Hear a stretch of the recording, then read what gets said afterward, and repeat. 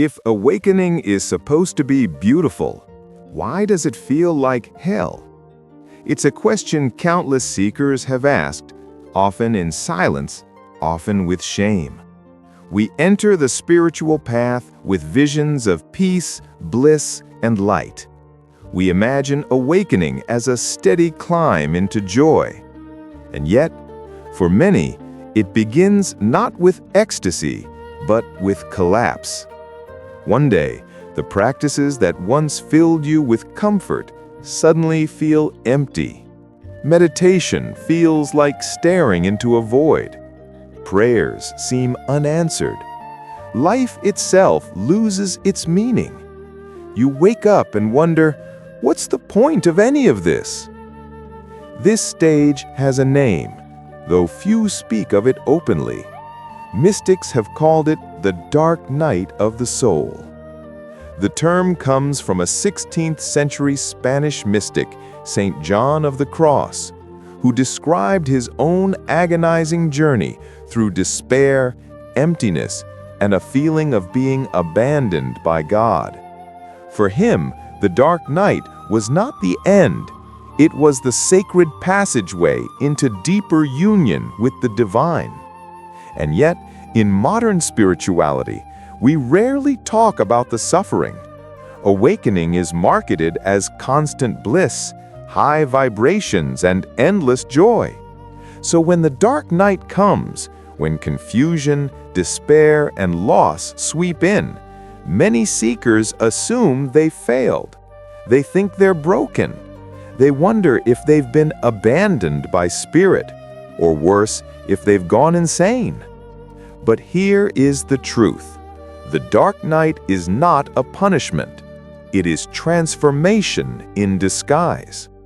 The dark night of the soul is the collapse of the false self. It is the stripping away of illusions, identities, and attachments that no longer serve you. It feels like death, because in many ways it is. The death of the ego, the death of old stories, the death of the masks you've worn for survival. And yet, beneath the grief and disorientation, something sacred is happening. You are being remade. Many spiritual seekers pass through this crucible, but few are willing to speak about the raw pain of it. That silence leaves countless souls suffering in isolation, thinking they're alone. But you are not alone. What you're experiencing has been walked by mystics, saints, and seekers across every tradition. So in this journey together, we're going to explore the dark night of the soul in depth, where it comes from, both historically and psychologically, what it feels like to walk through it, why awakening often feels so unbearably hard, and most importantly, how to navigate it with trust, courage, and grace. Because here's the reframe: the dark night is not the grave, it is the birth canal. It is not your undoing, it is your initiation. If you're walking through despair right now, I want you to hear this clearly. You are not broken. You are not failing. You are in the process of being stripped down so that what is real, eternal, and unshakable can emerge. The night may feel endless, but dawn always follows. And when the light returns, it will not be the shallow light of illusion. It will be the steady radiance of your awakened soul. So let's step into the darkness together and discover why awakening, before it heals, so often it hurts. Origins of the dark night of the soul. The phrase dark night of the soul may sound poetic, but its origins are deeply real. To understand why awakening so often feels like despair, we have to look at where this idea comes from, in history, in psychology, and in our modern lives. 1. Historical roots. The term itself comes from Saint John of the Cross, a Spanish mystic and poet of the 16th century. Imprisoned for his spiritual beliefs, John endured years of suffering and isolation. In that crucible, he wrote about a stage of the spiritual path where all light seems stripped away, leaving only darkness, emptiness, and silence from God. To him, the dark night was not abandonment, it was purification. It was the soul being emptied of illusions so that it could be filled with divine presence in a deeper way. In his words, it was not the end, but a hidden beginning. But Christianity is not alone in this vision. Across traditions, we find echoes of the same experience.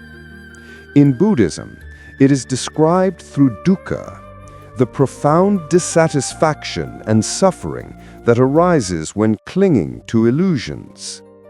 Many meditators encounter what is called the knowledge of suffering, a stage where joy dissolves into emptiness before wisdom dawns. In Hindu philosophy, it is the death of the ego, ahamkara, that feels like annihilation but paves the way for liberation. The Bhagavad Gita even speaks of the despair Arjuna feels before he can see truth clearly. In Sufi mysticism, it is the veil of the heart, the aching distance between the seeker and the beloved, which eventually leads to ecstatic union. Though the language differs, the message is consistent. Before the dawn of awakening, there is a night of unmaking. 2. Psychological roots. From a psychological perspective, the dark night resembles what many would call existential crisis, a collapse of meaning. It looks like depression, but its roots are spiritual. Depression often comes from chemical imbalance, trauma, or unprocessed grief. The dark night, however, arises when the structures of the ego, identity, purpose, beliefs begin to dissolve. It is not only sadness, but the terrifying realization the self I thought I was no longer exists. Carl Jung spoke of this in his work on individuation. He described the necessity of confronting the unconscious, the shadow, the archetypes, the buried truths of the psyche. This confrontation often feels destabilizing, even despairing, but it is the very process by which the fragmented self moves toward wholeness. In psychology, we also speak of existential despair, the sense of meaninglessness that comes when our old frameworks of purpose collapse. For some, this feels like depression, for others like spiritual emptiness, but at its core, it is the death of old meaning-making, space for a deeper truth. 3. Modern relevance. Now more than ever, seekers around the world are encountering the dark night, sometimes without even realizing it. In the 21st century, awakening often comes not in monasteries or caves, but in everyday life. People awaken in the middle of corporate jobs, marriages, city traffic, and social media noise. And when it happens, the collapse can be devastating. Some lose their jobs because the work no longer aligns with who they are. Others find their relationships unravel because they've outgrown the dynamics that once defined them. Many feel stripped of purpose, wandering in confusion, unable to connect with what once brought joy. In a society that glorifies busyness and distraction, this feels unbearable. The dark night strips away comfort, just as the modern world tells us to chase it endlessly. The result is a clash, the call of the soul versus the pull of consumer culture. And for many, this makes the dark night even harder, because instead of finding understanding, they encounter confusion, stigma, or dismissal. You're just depressed. You're being dramatic. But the truth is deeper. What feels like despair may in fact be the sacred unraveling that countless mystics have walked before you. The experience of the dark night. The dark night of the soul is not an abstract idea. It is lived, often in silence, often behind closed doors.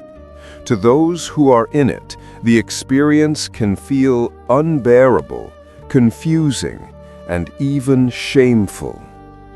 Let's walk through the layers of this experience, emotional, psychological, and spiritual, and then turn to the metaphors that seekers across ages have used to describe it. 1. Emotional symptoms. Emotionally, the dark night feels like collapse. Emptiness. You wake up in the morning and feel nothing. What used to spark joy or interest now feels flat and meaningless. Numbness. Even strong emotions like excitement or passion feel out of reach, as if you've been disconnected from life's color. Despair. At times, a heaviness sets in, a sadness so deep it feels like drowning. Abandonment. Many describe feeling abandoned by God, Spirit, or the universe itself, as if the very source they trusted has turned its back on them. At its core, this stage feels like an identity collapse. You don't know who you are anymore, and you don't know what's left. 2. Psychological symptoms.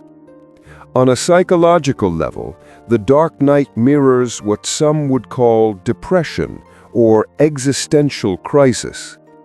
Loss of meaning. You find yourself asking, "Why am I even here?" and no answer satisfies. Anxiety. The collapse of old certainties bring waves of panic, fear, and unease. Disconnection. Friends, goals, hobbies that once felt fulfilling suddenly feel hollow, as if you stepped out of alignment with your own life. Detachment. Even when you try to re-engage with your old self, it feels forced, like wearing clothes that no longer fit. This psychological unraveling is terrifying because it shakes the ground beneath you. The very identity you've lived in begins to crumble, leaving only questions. 3. Spiritual symptoms. Spiritually, the dark night can be the most devastating stage of all. Disconnection from the divine. Practices that once brought comfort, prayer, meditation, and ritual suddenly feel empty. You may even feel abandoned by God or the universe. Fear of insanity. When awakening shakes the foundations of your mind, it can feel like you're losing touch with reality. Many fear they're going crazy. Questioning beliefs. Everything you once trusted, religion, philosophy, even spirituality itself, can suddenly feel false, shallow, or meaningless.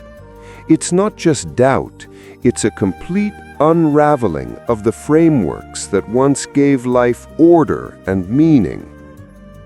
4. Metaphors for the dark night.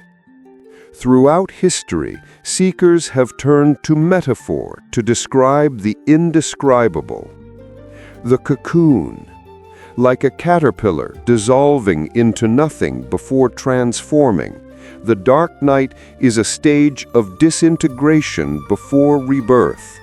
From the outside, it looks like death, but inside, the future butterfly is forming.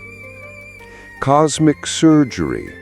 Many describe the dark night as if the soul is undergoing surgery, stripping away false identities, illusions, and wounds.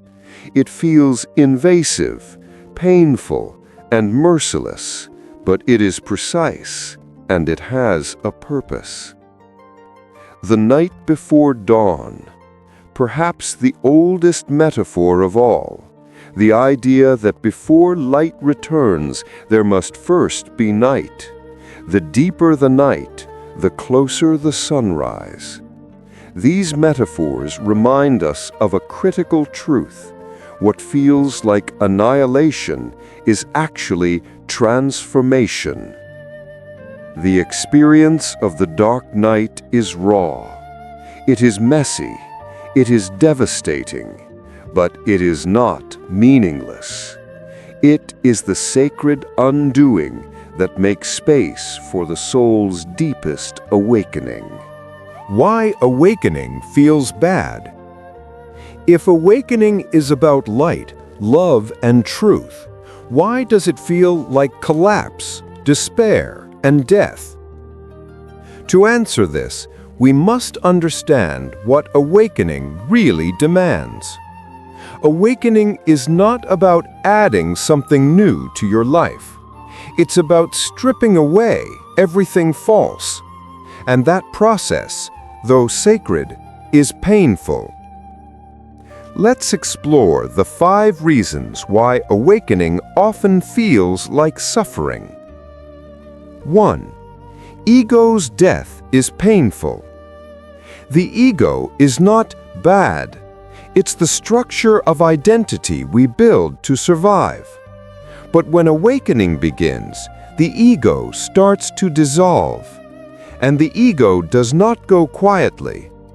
Imagine clinging to an old skin that no longer fits. The more it cracks and peels, the more you try to hold it together. This resistance creates agony. Spiritually, this is called ego death. Psychologically, it feels like grief, because in a very real way, you are grieving the loss of who you thought you were. Fear of losing control, fear of becoming nothing, fear of annihilation, these are the echoes of ego death, and they make awakening feel terrifying. 2. Shadow integration is messy. Awakening is not just about light. It also drags buried wounds into the open. Traumas resurface. Old pain replays. The shadow, the repressed self, comes forward demanding attention. And when it does, it feels like regression. Why am I feeling old wounds I thought I'd already healed? But this isn't regression. It's revelation. The shadow is not punishment, it's integration.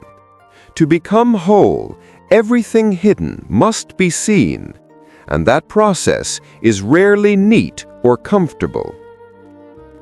3. Detachment from old life. Awakening often dismantles the life you built from the ego's desires. Relationships unravel. Careers collapse. Hobbies and goals lose their appeal. At first, this feels like destruction. You look at your life and see only ashes. But what's really happening is clearing. The false self can no longer hold structures built on illusion. Space must be made for alignment. What feels like loss is, in truth, preparation. 4. Disillusionment with the world. Another layer of awakening is seeing through collective illusions. You begin to notice the emptiness of consumerism, the corruption of systems, the suffering embedded in the fabric of society. This realization is crushing. It's the moment Neo takes the red pill in the Matrix, seeing the world not as comfort, but as cage. At first, it overwhelms. You wonder how to live in a world that feels so broken. But disillusionment is not meant to paralyze you. It's meant to free you from illusion, so you can choose how to live more consciously. 5. Spiritual silence, the void. Perhaps the hardest part of the dark night is silence. The prayers you once felt answered now echo back emptiness. Meditation brings no comfort. Signs and synchronicities vanish. You feel abandoned by God, Spirit, and the universe. This is the void, the sacred silence where all external support falls away, so that trust can be born. It is terrifying, but it is also necessary, because only in the void do you learn that awakening is not about clinging to constant reassurance. It's about surrendering into trust even when there is no proof. Awakening feels bad because it dismantles the false self. Ego death, shadow integration, detachment, disillusionment, and silence, these are not punishments. They are the sacred fire that clears space for what is real. As painful as it feels, this is not the end of the path. It is the initiation. The purpose of the dark night. If the dark night feels like death, then why does it exist? Why would the soul, or the divine itself, lead us through such despair? The answer is simple. Though living it feels anything but, the dark night is not here to punish you. It is here to transform you. Let's explore the deeper purposes behind this stage. 1. Purification, stripping away illusions.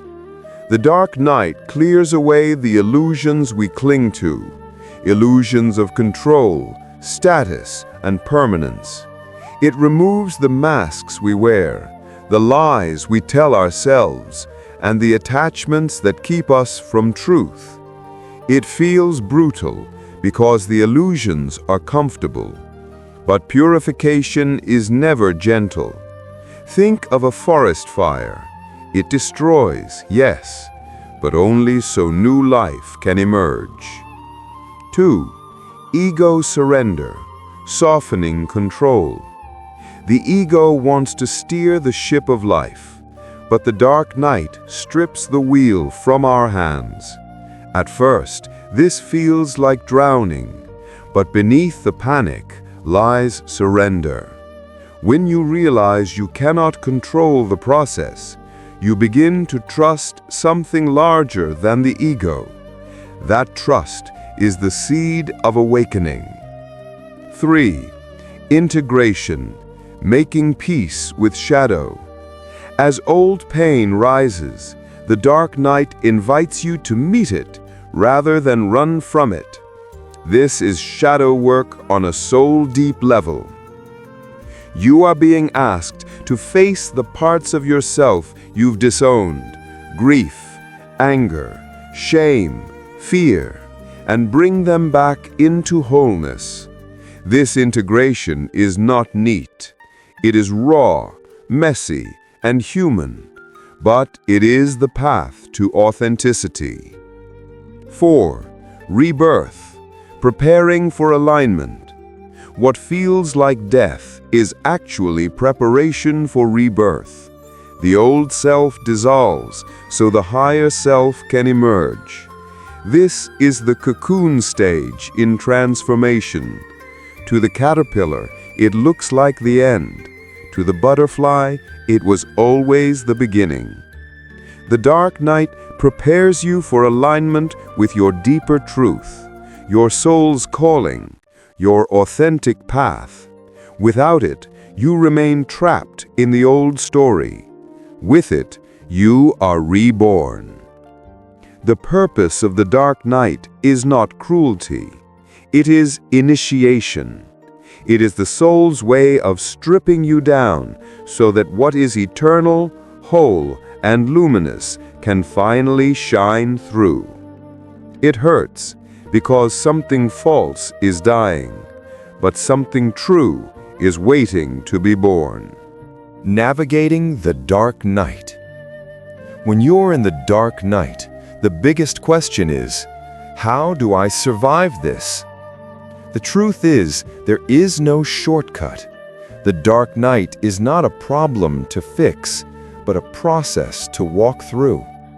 But there are ways to navigate it with more grace, resilience, and trust. 1.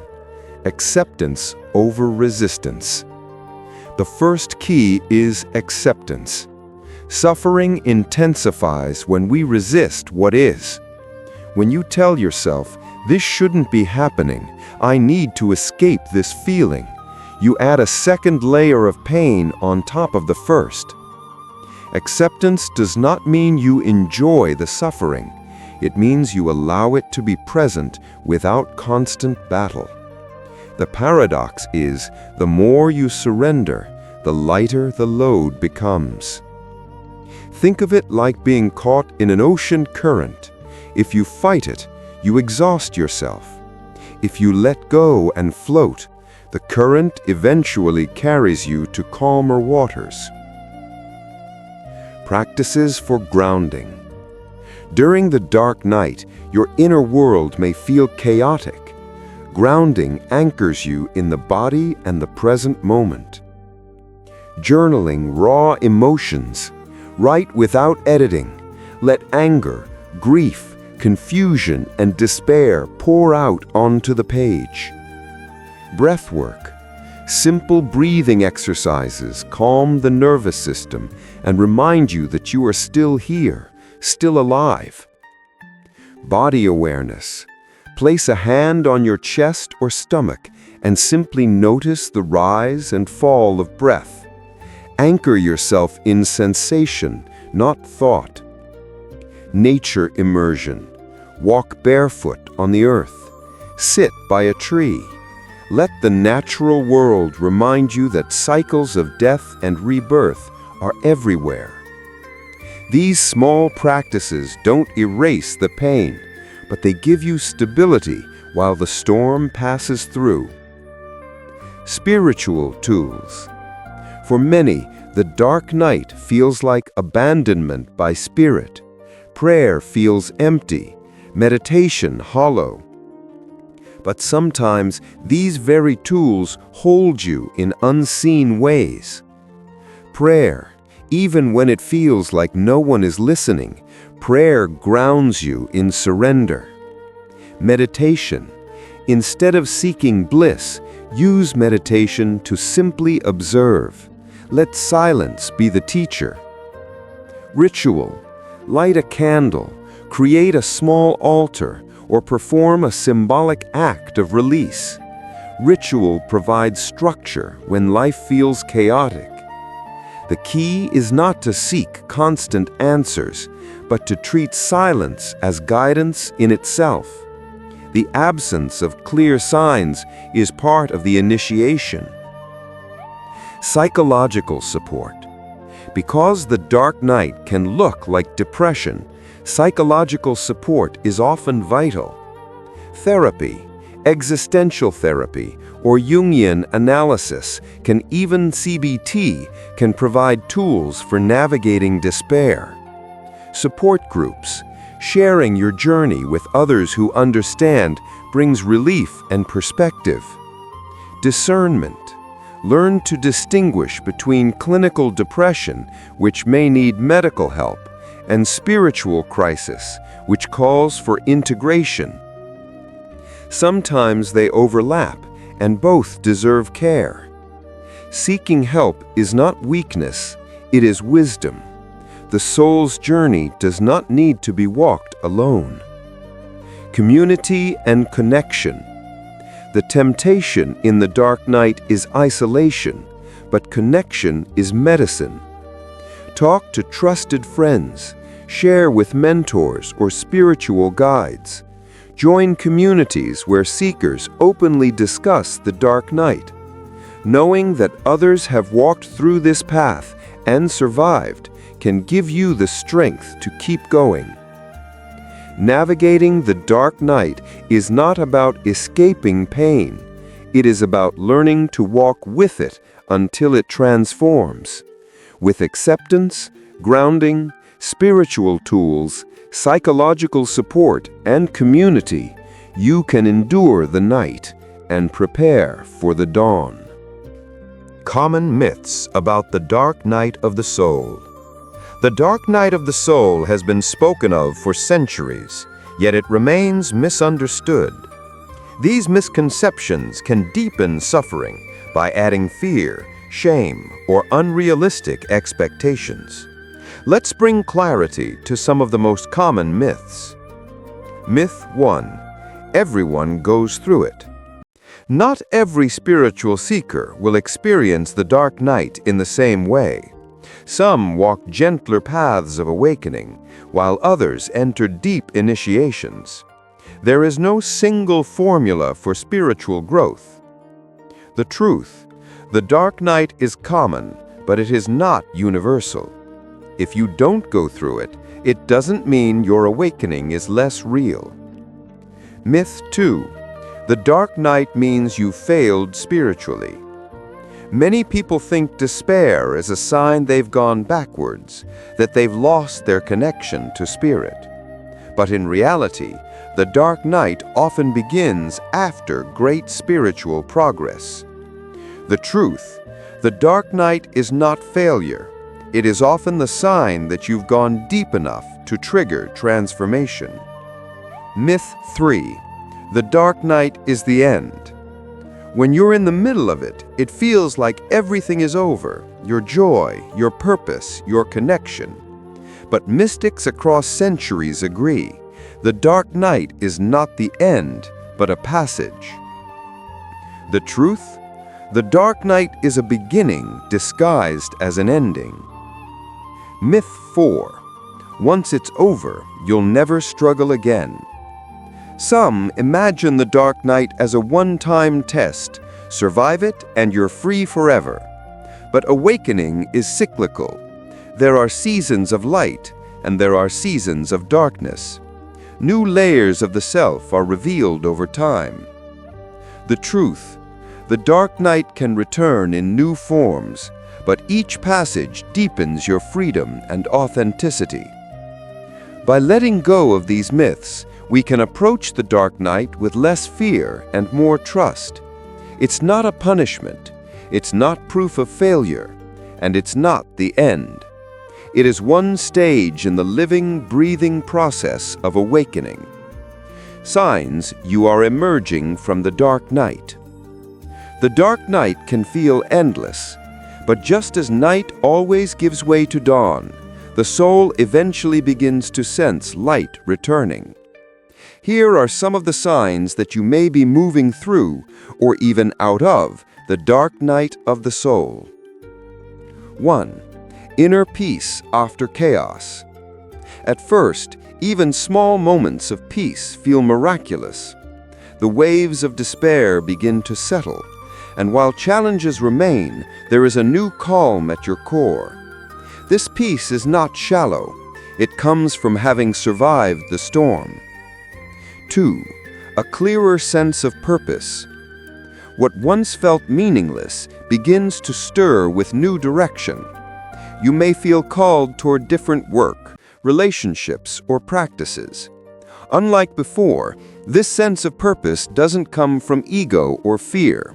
It feels authentic, aligned, and quietly powerful. 3. The ability to face fear without collapse. Before, fear may have paralyzed you. Now, though fear still arises, you can hold it. You can breathe with it. You can walk through it without crumbling. This resilience is the fruit of walking through the night. 4. Re-enchantment, seeing beauty again. One of the most striking signs of emerging is the return of wonder.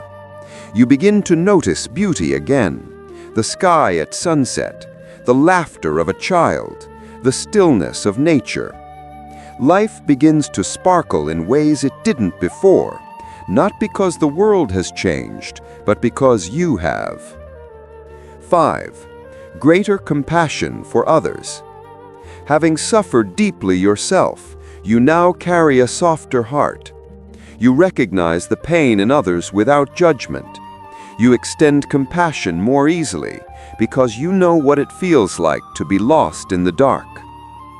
These signs don't always arrive all at once, and they don't mean the journey is over, but they are gentle markers that the tide is turning, that the dark night has done its work, that the soul, once emptied, is now being filled again, this time with authenticity, clarity, and love.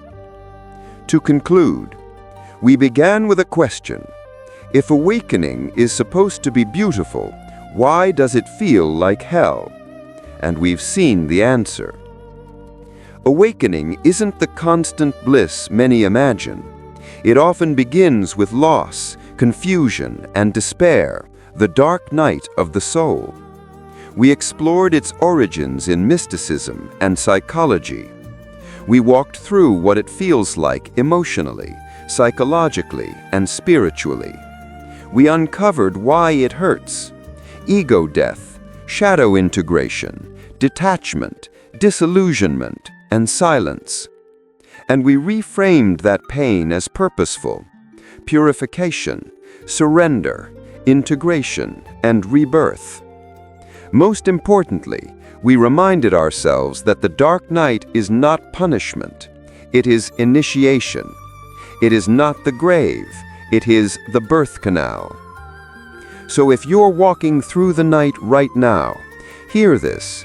You are not broken. You are not failing. You are being remade. There will be moments when you feel empty, abandoned, or lost, but the dawn is already forming.